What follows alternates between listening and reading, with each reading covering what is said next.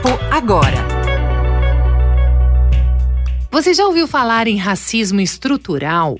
Na escola, a gente costuma estudar sobre a lei do ventre livre ou a lei áurea que aboliu a escravidão. Mas pouco se fala sobre todas as leis ou práticas que reforçam a discriminação. Então, para começar essa conversa, vamos voltar no tempo. 1839, negros são impedidos de frequentar escolas públicas por decreto no Rio de Janeiro. A medida se espalha pelo Brasil. 1850, negros, livres ou não, são impedidos de ter acesso a terras. 1888, a Lei Áurea concede liberdade sem direitos ou reparação. 1890, decreto, vadios e capoeiros permite encarcerar pessoas que perambulam pelas ruas sem residência e que pratiquem religião de matriz africana. 1934, Constituição fala em fomentar a educação dos brancos e dá direito de voto aos negros. 1968, Lei do Boi, cotas para donos de terras em universidades e escolas técnicas. 1988, o racismo é reconhecido como crime. 2012, cotas raciais são aprovadas pelo Supremo Tribunal Federal. É isso aí.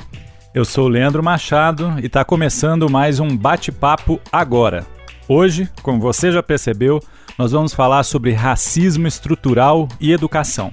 Aqui comigo, o AD Júnior, que é comunicador, empresário, ativista, influenciador digital, e a Aline Torres, gestora cultural e relações públicas. A nossa missão aqui no Agora é buscar soluções concretas para os principais desafios que o Brasil enfrenta, com base em evidências e por meio do diálogo e do conhecimento.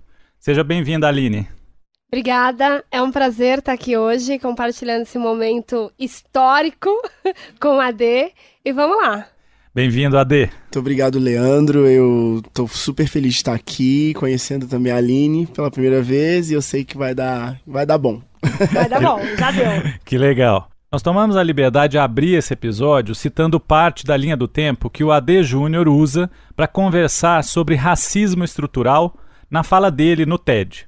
Acho que dá para ter uma boa ideia de como o racismo foi sendo institucionalizado no Brasil desde a nossa colonização. O Brasil foi o último país a abolir a escravidão nas Américas, em 1888. Todos esses anos de escravidão deixaram como herança histórica o que a gente chama de racismo estrutural. Vamos lembrar que o racismo no Brasil é crime inafiançável e não prescreve. É muito importante a gente olhar para o passado e para a nossa história para construir o futuro. Aline, houve um processo de silenciamento de vozes negras ao longo do tempo. Isso está mudando? Onde você acha que a gente está agora e onde que você acha que a gente pode parar nos próximos anos? Eu acho que houve um processo e existe um processo de silenciamento. A gente pode ver que nas últimas eleições teve um número significante de representatividade maior de negros candidatos e eleitos. Aqui em São Paulo a gente teve a primeira mulher negra trans eleita na Assembleia, né, como deputada estadual, que é a Érica Malunguinho, mas ainda é muito pouco. E mesmo assim, se a gente voltar um pouquinho na história, a nossa primeira deputada estadual foi a Alessi Brandão. A Alessi Brandão, quando ela assumiu, ela foi colocada na pior sala da Assembleia, ela já era uma mulher de santo, falava de preto, falava de minoria. Por que eles iam dar valor? Ia dar um espaço, um gabinete gigante para ela crescer. E ela foi crescendo aos poucos e foi tomando espaço. Mas a gente ainda tem muita deficiência nisso, né? Porque aquela coisa de preto fala de preto e branco fala de branco, fica nesse mimimi, a gente não resolve o problema. Quando a gente diz que o problema do racismo não é só do negro, é porque ele não é só do negro de fato. O branco precisa se colocar nesse lugar e entender que existem privilégios. O problema não é o privilégio. O problema é o que você faz com esse privilégio. E aí, eu, ano passado, saí candidata a deputada federal. por um partido que as pessoas ficam na dúvida se ele é de direita e de esquerda. Deixa eu aproveitar isso. Gente, Brasil, PSDB não é de direita. Aproveitou para esclarecer, Esclarecer essa dúvida pungente. Mas o que acontece? A gente precisa ter negros candidatos, sim, em todos os partidos. Precisamos fazer com que as pessoas nos escutem em todos os lugares. Precisamos ocupar todos os espaços. E eu não posso só fazer isso dentro dos partidos de esquerda. Até porque, majoritariamente, os partidos de esquerda, eles têm na sua direção homens brancos de meia idade. Não muda muito de onde eu estou. Então, a diferença é que de onde eu estou, eu consigo ser ouvida. De onde eu estou, eu consigo mover uma caneta. E é tudo isso que faz uma diferença na estrutura. Perfeito. Ade, eu estou vendo aqui você assentir afirmativamente com a cabeça, como o nosso ouvinte não consegue nos ver, então tô vendo que você está concordando. É isso mesmo, Ade? Onde que você acha para onde você acha que a gente está indo com essa questão do silenciamento das vozes negras? Eu acho que o silenciamento das vozes negras aconteceu durante muito tempo nesse país. Foi visível o que acontece, principalmente, né, no pós-escravidão e principalmente no século XX. A gente tem uma eugenização da ideia, da estrutura do que seria esse país. Mas haviam vozes negras que falavam sobre a pauta da negritude, mas elas eram invisibilizadas em favor de uma ideia de uma ideia que ia falar sobre igualdade racial, sobre... Como é o nome daquilo que eles falavam aqui no Brasil? Que eu até esqueci, porque eu nem uso essa falácia que o país era uma democracia racial. Democracia racial. Que é para mim é tão absurda isso, falar sobre isso, que eu nem falo. Mas tínhamos Abdias, nós tivemos tantos nomes, tantos nomes. Castro Alves. Bom, a gente passou por um processo em que esses nomes foram invisibilizados, talvez um expoente que chegou a ter visibilidade, Dr. Milton Santos. Uhum. Único geógrafo brasileiro e latino-americano a ganhar o prêmio Nobel de Geografia, vamos dizer assim. Exatamente. Mas entende que quando a gente conta sobre a realidade dos nossos corpos, isso só vai acontecer das pessoas ouvirem de fato quando a internet começa a democratizar o espaço das vozes, do acesso, né? Porque até então as pessoas assistiam a novela e a história parecia que a minha mãe chamava Helena, eu morava num quadrilátero entre Leblon e Ipanema e minha vida era um roteiro de Manuel Carlos, né? Porque o Brasil se via dessa forma. De manhã eram as paquitas eugenizando a cabeça das minhas irmãs, dos meus irmãos. À tarde, nós tínhamos a sessão da tarde com os filmes americanizados, contando histórias de jovens brancos da classe média americana. E à noite, ensina-se o que é ser brasileiro de fato, que é... Então, falar sobre o silenciamento das vozes negras no Brasil é entender como a estrutura funcionou para que essa narrativa fosse construída em prol dos brancos brasileiros. E é por isso que é importante entender quem é o branco brasileiro com quem a gente está lidando aqui. Não, e tem um detalhe que é muito cruel, né? A gente fala da internet, que popularizou, que teve acesso, mas é que existem duas passagens. Uma coisa é você nascer preto, outra coisa é você enegrecer. É um processo dolorido, porque a partir do momento que você enegrece, você descobre que você não é aceito pela sociedade. Você descobre que você está entrando numa loja e as pessoas estão te seguindo só porque você realmente é negro. Você pode ser rico, você pode ser pós-graduado em Harvard. Você continua tendo um selo na sua cara que é a cor da sua pele. E aí, a nossa juventude...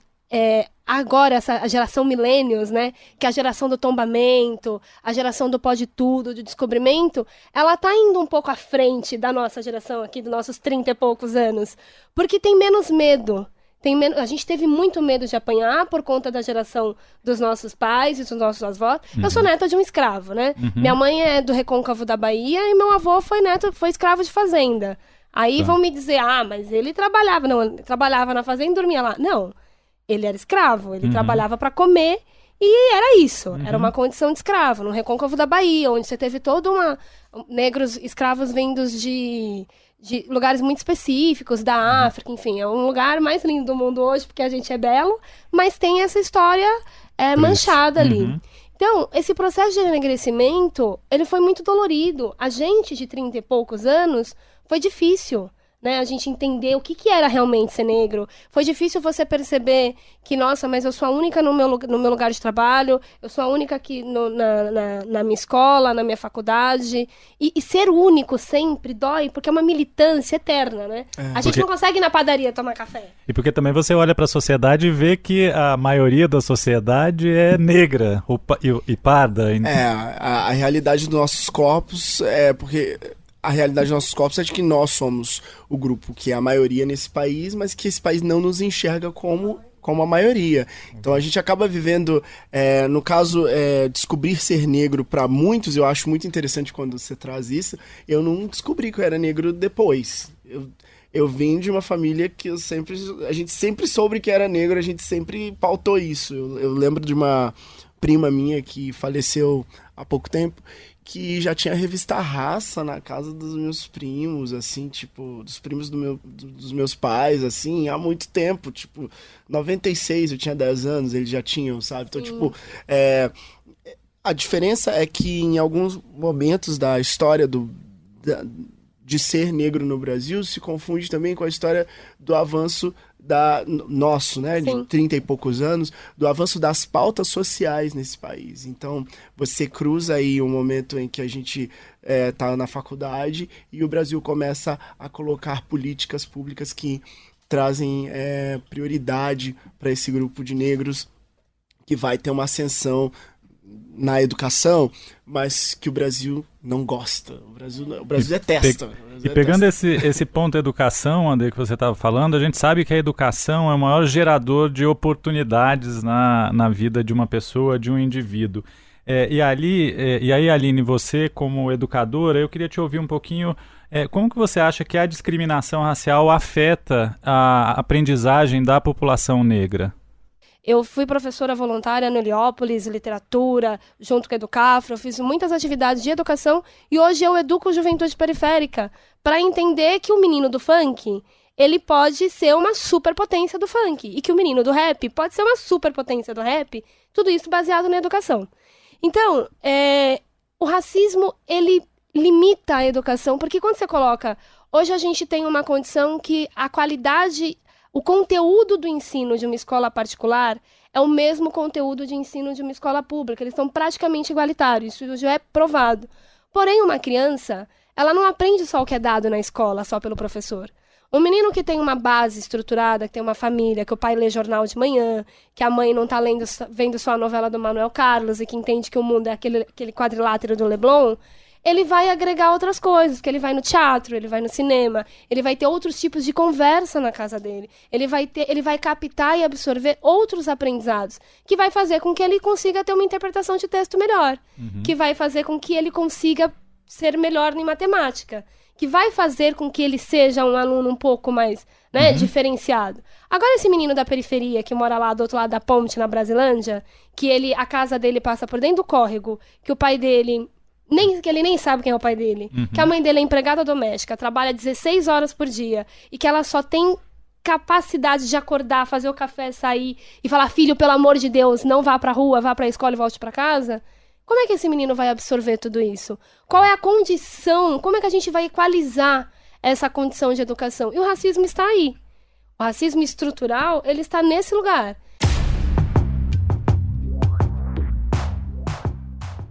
O último estudo do IBGE sobre desigualdades sociais por cor e raça no Brasil mostrou que pretos e pardos são maioria nas universidades públicas pela primeira vez na história.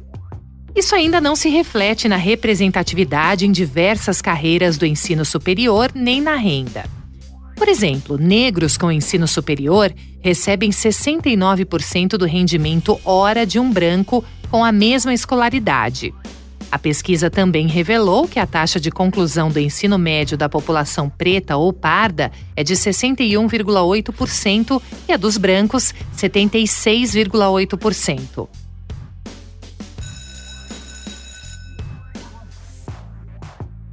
São números que falam por si só, né, Ade? Como que você avalia essa pesquisa do IBGE? Historicamente, qual tem sido o papel da escola, como a Aline acabou de falar, para diminuir ou não a desigualdade de oportunidades entre negros e brancos? A maioria dos brancos ricos brasileiros estudaram em escolas incrivelmente equipadas e principalmente escolas religiosas. A minha pergunta é, em qual momento a escola religiosa daquela igreja muito poderosa no Brasil, que fomentou a escravidão durante muito tempo, abriu as suas portas para dar bolsa para pessoas negras no final da escravidão? Em nenhum momento. Então, historicamente, a escola, principalmente as particulares, se posicionaram do lado da elite, se posicionaram do lado da eugenia, e as escolas religiosas, eu cito as católicas principalmente, não deram bolsas para os filhos dos, então, ex-escravizados. Não ajudaram a resolver. A gente teve escola para filho de italiano, escola para filho de alemão, escola para... Fala para mim que é mentira. Teve escola para todo mundo, mas não fomentaram educação de qualidade para filhos de pessoas. Então, eu sempre me pego pensando, a pessoa diz assim, eu estudei na PUC, Pontifícia Universidade Católica. Eu falo, mas em qual momento a PUC não entendeu que ela precisava se colocar de um lado? E a gente vê muitos filmes americanos com escolas católicas, escolas católicas no Brooklyn, no Harlem, que eram escolas para... Em bairro de pobre. Negro, então, assim... Por que nesse país a gente não faz uma reflexão séria e concisa sobre o lugar dessas escolas particulares que fomentam a ideia elitizada de um país segregado por raça? E na escola pública, Aline, porque o AD colocou aqui a responsabilidade dos entes privados e tal, e principalmente das escolas confessionais, que, a princípio, por sua visão moral, deveriam pelo menos ter tentado reparar essa questão. E na escola pública, Aline, você acha que é diferente? Você que hoje é do poder público, hoje serve a população em uma posição na Prefeitura de São Paulo, como você vê o papel da escola pública nesse sentido? A escola pública ela tem um grande problema, né? Que é a desvalorização do professor, do profissional. A gente já falou bastante sobre isso aqui no podcast, Aline. Pois é, e apesar de eu concordar, eu concordo 100%, porque a gente teve todas as classes que tiveram algum tipo de preconceito na história, os judeus, os italianos, todos eles tiveram reparação. Os negros não tiveram, mas não tiveram porque eles não eram vistos como gente. Nós éramos vistos como animais, como coisas, como qualquer outra coisa. E aí, quando você migra para esse problema da escola pública, é como se fosse um serviço... E não é que é um serviço não de qualidade. Eu conheço muitos professores da rede que se empenham e tentam ao máximo fazer o seu melhor. Mas a estrutura é muito condicionada para a coisa não dar certo. Dentro daquilo que a gente já falou, do contexto do que agrega o aprendizado de um aluno, de ambas as escolas, a particular e a pública... A escola pública ela ainda tem algumas questões muito deficientes, mas também não teve esse olhar específico de falar, bem, já que a escola particular ali está pensando nessa hegemonia de classe e a gente vai cuidar desse recorte, vamos aqui fortalecer e entender que é aqui que a gente vai formar os próximos Martin Luther King, as Rosas Parks? Não aconteceu. Saiu lá umas Aline Torres, de vez em quando. De vez em quando. E tem saído alguns, mas não por conta da escola. Mas olha como faz falta, né? Eu estudei todo o meu ensino médio em escola pública, eu fiz faculdade na Unisantana e fiz pós-graduação na ECA e passei num mestrado especial na EASH, num mestrado de culturas, de políticas de culturas na EASH. Eu só tive uma professora negra no ensino médio, que foi uma professora de português, que ela foi o divisor de águas da minha vida. Mas foi divisor de águas da minha vida, essa mulher.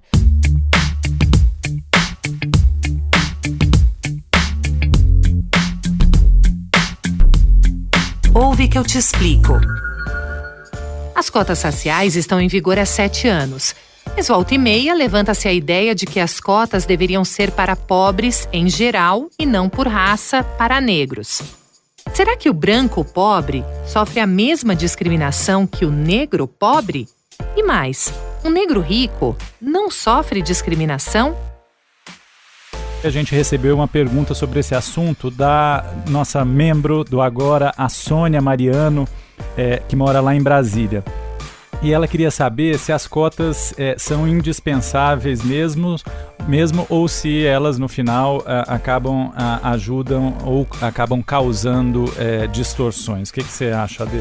Pois bem, as cotas não são discutidas hoje em âmbito jurídico, tá? Isso é muito importante falar. Quem está discutindo cota hoje é quem não entendeu o rolê, como as cotas funcionam. As cotas se dividem em 10. Eu se chamo de um pacotão de 10. A gente tem cota para pessoa com deficiência, cota para pessoa indígena, cotas para negros, cotas para alunos de escolas públicas e cotas para alunos de baixa renda. E nós temos 5 programas que também se encaixam aí nas novas visões de como você vai colocar alunos dentro das universidades. O Enem, o SISU, o ProUni, a gente tem o ENJA, não é ENJA, aquele de ensino... Jovens e adultos, EJA. O EJA, e a gente teve o FIES. São 10. Então, estão bem amarradas as políticas públicas para falar sobre isso. Então, uma pessoa que hoje está querendo discutir cota é a mesma pessoa que estava gritando naquelas fotos, naqueles vídeos que a gente vê na década de 60, quando aqueles alunos estavam entrando naquelas universidades nos Estados Unidos, naquelas escolas dessegregadas. Então, é a mesma coisa, porque na década de 60 nos Estados Unidos, era o mesmo momento de falar, nós precisamos colocar pessoas negras dentro das universidades, dentro das Ivy Leagues, em todos os lugares. Ivy Leagues, só para esclarecer aqui para o nosso ouvinte, é a liga das mais prestigiosas universidades americanas, como Harvard, Princeton, Yale e etc. Então é muito importante falar que essa discussão não acontece no âmbito jurídico. Em 2012 a gente já acaba com essa discussão. E aí a pergunta vai para um lugar mais específico, né? A ideia de que deviam ser só para pobres. Aí a gente precisa fazer um recorte de quem é o pobre. O pobre branco, o pobre negro. Como as favelas vivem essa dinâmica, que é importantíssimo entender quem é que tem mais privilégio. É só você ir a um subúrbio típico do Brasil e perguntar quem é o dono da farmácia, quem é o dono da padaria. Quem são os pobres que têm mais privilégios dentro daquele local, dentro daquele espaço, para você entender que se a gente tivesse que dar cota só para pessoas naquela periferia, quem seriam os mais aptos, talvez, abre aí muitas aspas, a conseguirem esse lugar. Se a gente fosse dar cota só para alunos de escolas públicas no Brasil, a gente tem um truque no Brasil que acontece muito legal, muito bacana, aconteceu durante muito tempo, um truque que as pessoas quase não entendiam como é que ele funcionava. Era o seguinte: escolas públicas de altíssima qualidade que eram feitas naquele esquema para ajudar os filhos dos brancos pobres. E quais escolas eram essas? Escolas de aplicação das universidades públicas. Escolas militares. Militares eram bem menos. IFETs e CEFETs. Tanto são que uma professora lá do Rio de Janeiro, disse que levou um susto depois das cotas ao ver alunos negros dentro da sala em um IFET. Ou CEFET, Instituto Federal de Educação. Ou seja, os brancos pobres e periféricos, e também não periféricos, colocavam sim os seus filhos, quando o dinheiro não cabia mais para aquela escola X ou Y, nessas escolas de qualidade. Agora me pergunta, se as cotas fossem só para alunos de escolas públicas, quem seriam os alunos que iriam entrar dentro das universidades? Muito provavelmente os brancos pobres. Então, responde a pergunta. Para o negro, será que o branco pobre sofre a mesma discriminação que o negro pobre? Eu nunca ouvi ninguém contando a história triste e miserável da Xuxa quando foi morar em Bento Ribeiro. Não, porque a Xuxa, o lugar da Xuxa é aquele lugar que ela ocupou na sociedade. Agora, quando o negro ascende socialmente, a gente sempre conta a história de miserabilidade, da pobreza, de onde ele vem. A gente sempre vê o branco, que é bem sucedido, como alguém que deveria ocupar aquele lugar, mas em algum momento não ocupou. Veja as matérias que nós temos todos os anos sobre mendigo gato, mendigo louro, mendigo do olho azul. Agora, quantos milhões de pessoas negras estão mendigando pela rua e a gente olha esses seres como invisíveis? Ou seja, o branco, a gente pode discutir isso no livro da professora Lia Weiner-Schuckmann, que se chama Entre o Encardido, o Branco e o Branquíssimo, onde ela discute branquitude na sociedade brasileira e ela consegue colocar bem os pontos nos is quando ela pergunta para um mendigo branco se ele enxerga privilégio. Ele disse sim, porque eu posso entrar no banheiro de um shopping e usar esse banheiro e os meus amigos negros não podem.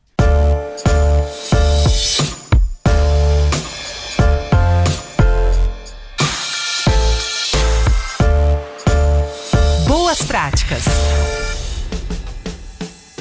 Falando de educação novamente, então, e para a gente já ir finalizando, vamos falar um pouco de boas práticas, ou tentar jogar à luz algumas práticas que já estão acontecendo hoje que podem mudar essa realidade. E aí, então, eu queria terminar com você, Aline, em relação a projetos educacionais, o que você vê como uma boa prática na busca para diminuir essas desigualdades raciais e aumentar as oportunidades que, como a gente estava acabando de falar, são imensamente desiguais quando a gente fala de um branco e de um negro no Brasil. Tem alguma boa prática para comentar com a gente? A educação realmente, como a gente falou, é a base de tudo. E aí eu estava pensando em alguns projetos que eu já vi, a gente, por andar muito na periferia, a gente vê muita coisa legal acontecendo. E aí eu fui percussora de um projeto chamado, eu era diretora de um equipamento chamado Centro Cultural da Juventude Ruth Cardoso, que é o segundo maior equipamento de cultura que pensa políticas públicas de juventude da América Latina. Uhum. E ele está... É aqui em São Paulo? Aqui em São Paulo, ele está do lado de lá da ponte, ele fica na Cachoeirinha, um lugar extremamente periférico. E lá a gente tinha, assim que eu sentei naquele lugar, eu percebi diversos problemas. Ele é um lugar com 8.000 metros quadrados construído, paredes de vidros gigantes, e as crianças não entravam lá dentro. Mas que caralho que essas crianças não entram aqui dentro? Aí eu comecei a andar na rua, fiquei sentada no ponto de ônibus, conversando com as pessoas, e entendi que aquelas crianças não entravam ali, apesar de a gente oferecer uma programação de teatro, de circo, de um monte de coisa, porque eles achavam que era um shopping. E shopping não é lugar de gente pobre, né? Porque ele não tinha nem chinelo. Como é que ele ia entrar ali dentro de um lugar que ele não se via ali dentro? E aí eu comecei a fazer a programação na calçada, que aí tava mais fácil. E com isso a gente foi trabalhando para trazer essas crianças para dentro do equipamento, e isso foi um processo. E aí no meio disso, na semana do dia 25 de julho, que é o Dia da Mulher Negra Latino-Americana e Caribenha, nós fizemos um evento chamado, um projeto que outras pessoas deram continuidade, graças a Deus, que chamava Miss Odara CCJ. Então nós fizemos um recorte geográfico de meninas de 17 a 22 anos que morassem na região, Brasilândia, Pirituba, Cachoeirinha, Jardim Peri, que é uma região bem periférica da nossa cidade. Tá? Facilmente você acha que está ali no subúrbio do Rio de Janeiro também, porque a criminalidade está muito intensa, os domínios são... O poder público não tem mais controle ali. Então a gente fez ali, selecionamos algumas meninas, ficaram 10 finalistas, e todas negras, e a gente fez formação durante uma semana com elas, durante a semana inteira do evento. Então, num dia elas tinham desde aulas de passarela, mas no outro dia elas iam ter um debate com uma socióloga da CUT, por exemplo. Elas iam assistir um vídeo vídeos e palestras e cuidar do interno e se descobrir ali. E foi muito legal porque o processo todo era falar que a beleza ela era potente através da educação. Era essa a grande sacada, apesar de ser um concurso de beleza. Então, no dia do desfile, a gente montou uma super produção, um camarim, tudo que elas tinham de melhor, que nenhum Fashion Week ficava por trás. E elas tinham que fazer falas dela, com as roupas delas, falando o que elas se sentiam ali. E foi uma explosão de sentimento, porque você viu quanto aquelas meninas amadureceram e cresceram e se reconheceram mulheres negras durante uma semana. E aí que tá o enegrecer, né? E o bacana foi que a ganhadora foi uma menina que ela não tinha... A Camila, que hoje tá lindíssima aí, modelando, fazendo várias coisas. Ela não tinha a menor expectativa de ganhar. Durante a semana, elas não tinham dinheiro de condução para ir até lá, mas elas se ajudavam. Tipo, uma dava 50 centavos, eu dava uns tanto. E elas conseguiam, elas arrumaram, as mães iam para lá, para elas.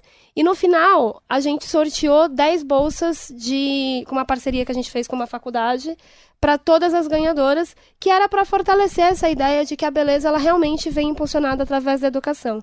E aquilo foi incrível, foi um chororô, que era a mãe gritando lá no fundo, e depois me abraçando e falando, olha... eu tenho 7 filhos, nenhum filho meu teve condição de entrar numa faculdade, e eu sou empregada doméstica, mas essa minha filha vai entrar na faculdade graças a você. Então, isso nada disso paga. E o que a gente aprende, eles podem tirar tudo da gente. Mas o conhecimento que a gente adquire, ninguém tira. Então, a educação é a maior potência que um jovem negro pode ter. Depois dessa fala pra lá de inspiradora da Aline, não vai ter outro jeito senão a gente fazer uma pausa, até porque a gente vai falar sobre meninas e educação, meninas negras e educação na próxima parte do nosso episódio. A gente volta a conversar então sobre racismo estrutural e educação com a Aline Torres e com a Ade Júnior na segunda parte desse episódio em 2 semanas. A gente vai falar de incentivo à educação, de meritocracia e outras coisinhas mais. O papo vai ser ótimo. Se você ainda não é membro do Agora, não perde tempo. Vai no nosso site e cria seu cadastro no agoramovimento.com/participe. Você vai ter acesso a conteúdos exclusivos para membro e ainda vai ouvir o próximo episódio em primeira mão. Se você quiser encontrar mais informações sobre o Movimento Agora, além do site, nós também estamos nas redes sociais, como você já sabe, no Facebook, no Twitter, no Instagram e até no LinkedIn. Até mais, gente. Tchau, Aline. Tchau, Ade. Beijos! Tchau, tchau.